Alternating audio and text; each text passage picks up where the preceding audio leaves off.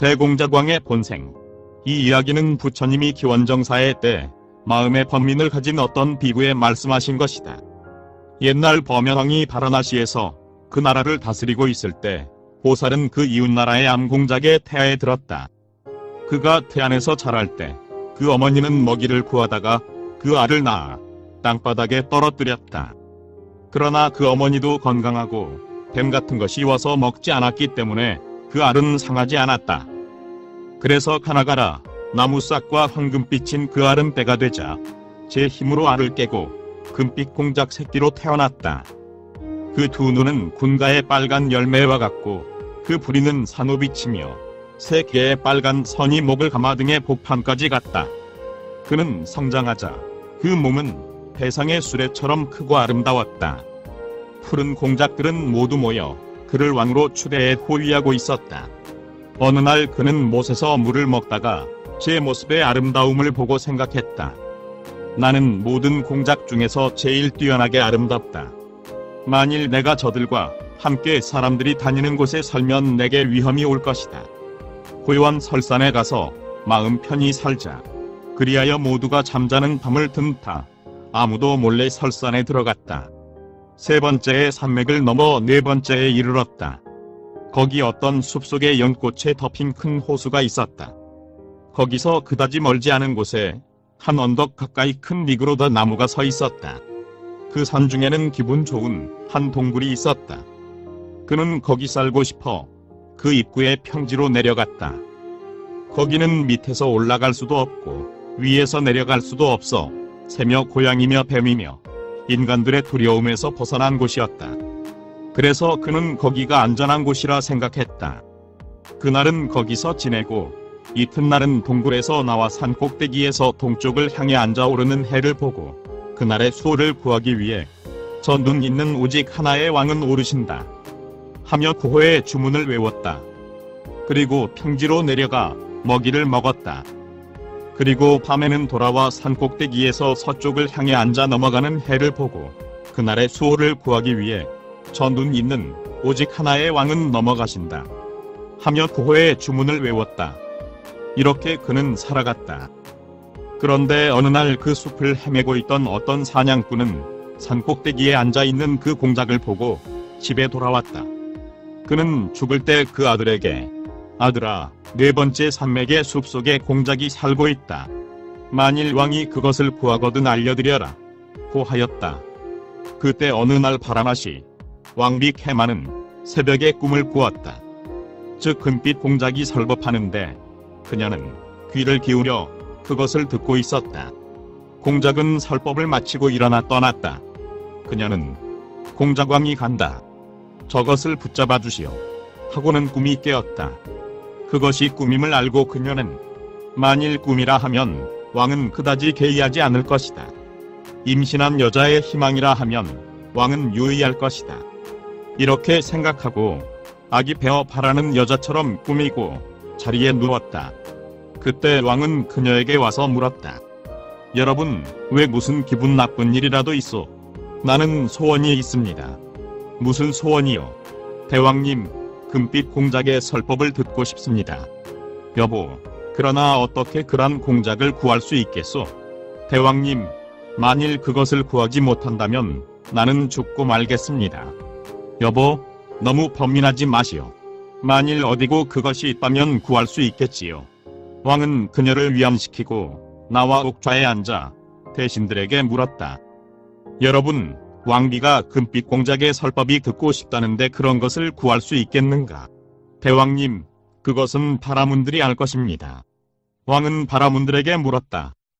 그들은 대왕님, 물의 생물 중에 고기, 거북, 개, 육지 생물 중에 사슴, 고니, 공작, 자고 등 동물과 인간에도 금빛인 것이 있다고 우리들 상호주에서 말하고 있습니다.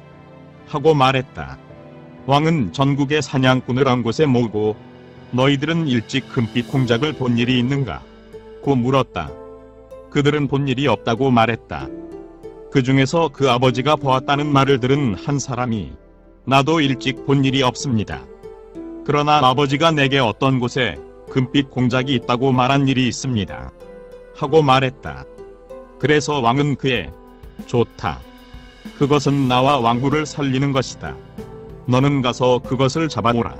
하고 많은 재물을 주어 보냈다. 그래서 그는 그 처자에게 그 재물을 주고 거기 가서 보살을 잡기 위해 덫을 놓았다.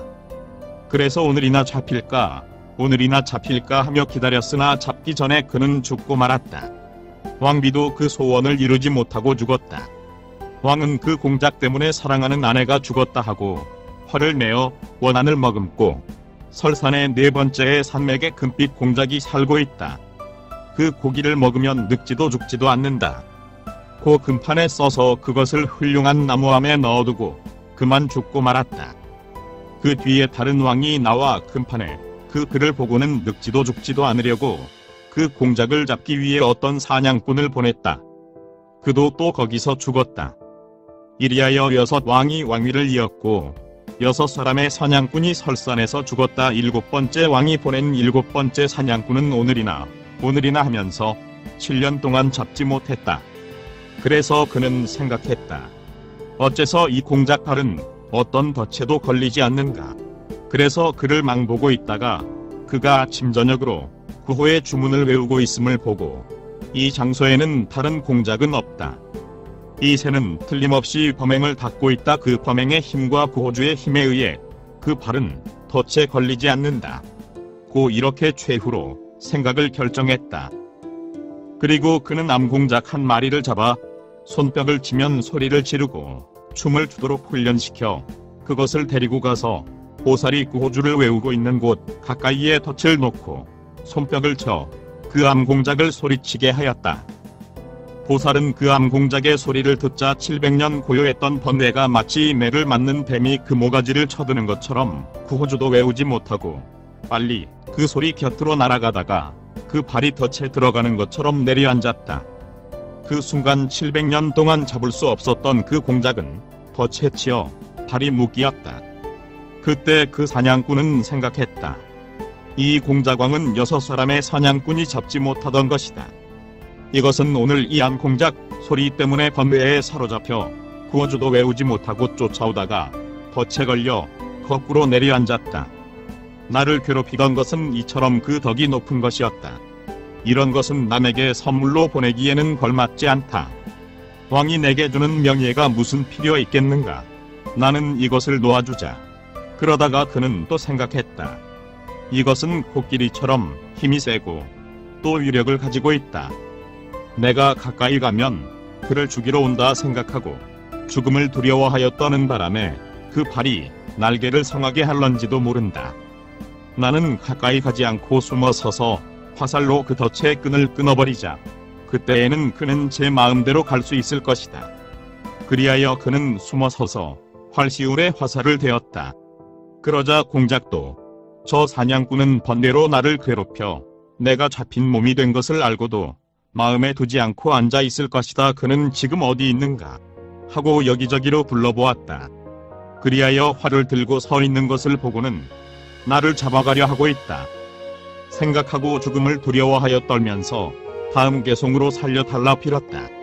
만일 그대 재물을 탐해 나를 잡으려 한다면 나를 죽이지는 말고 산채로 잡아 벗이여 나를 왕에게 데리고 가면 아마 너는 적지 않은 재물 얻으리. 이 말을 듣고 사냥꾼은 저 공작장은 내가 저를 쏘아 죽이려 한다고 생각하고 있다. 고 생각하고는 그를 위안시켜 다음 개송을 외웠다. 지금 내가 활시울에 화살을 댄 것은 너를 죽이기 위해서가 아니다.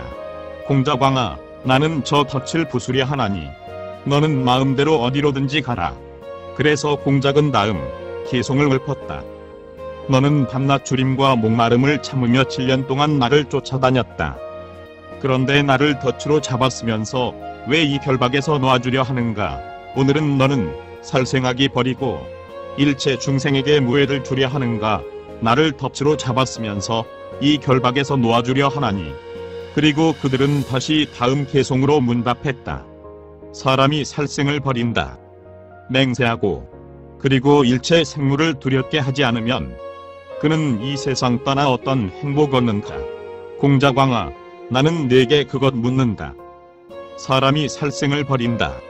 맹세하고 그리고 일례 생물을 두렵게 하지 않으면 그는 현세에서 칭찬을 받고 죽어서는 저 천상에 간다.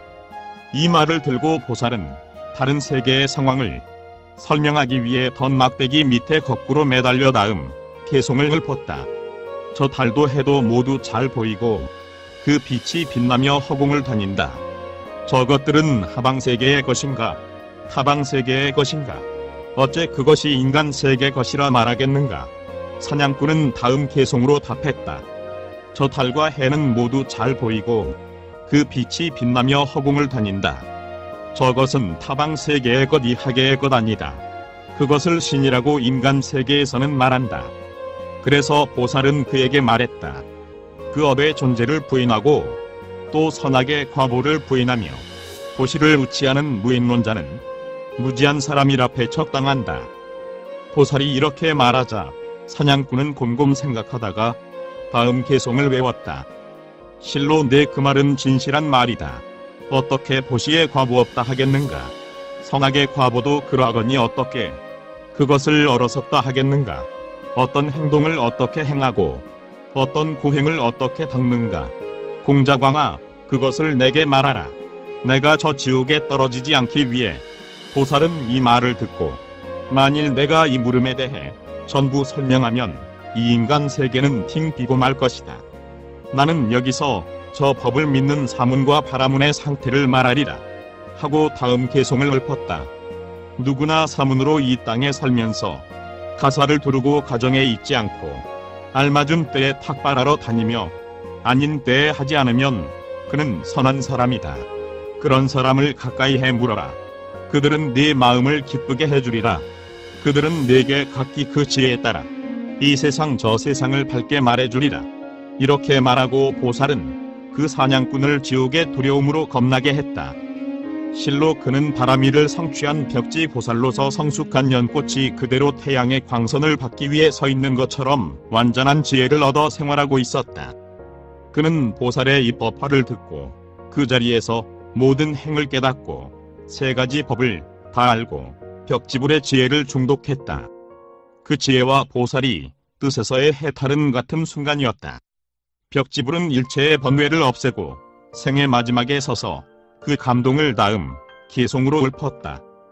뱀이 허물을 벗어버리는 것처럼 푸른 나무가 마른 잎을 떨어뜨리는 것처럼 오늘 나는 사냥꾼의 생활을 버리네.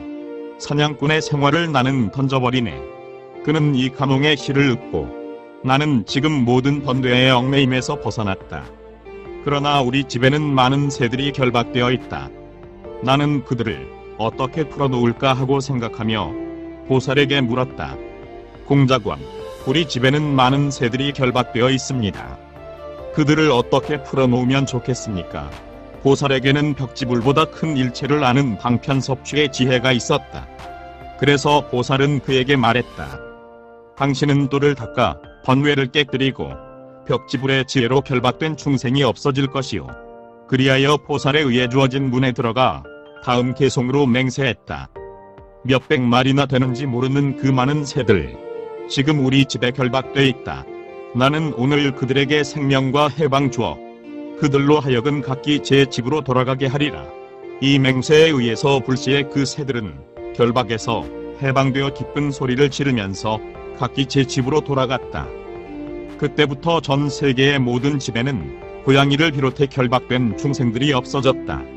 벽지불은 손을 들어 그 머리를 쓸었다. 그러자 속인의 표는 사라지고 출가의 표가 나타났다. 그는 60세 된 장로처럼 가사를 입고 8가지 필수품을 가지고는 당신은 내 위대한 구세주입니다 하며 공자광에게 합장하고 오른쪽으로 돌아서는 허공에 올라 남다무라산 꼭대기로 갔다.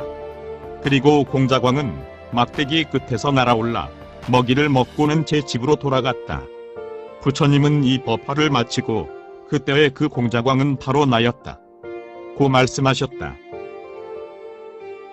구독과 좋아요를 클릭해 주시면 불교 전파 및 불경 보급 사업에 많은 도움이 됩니다.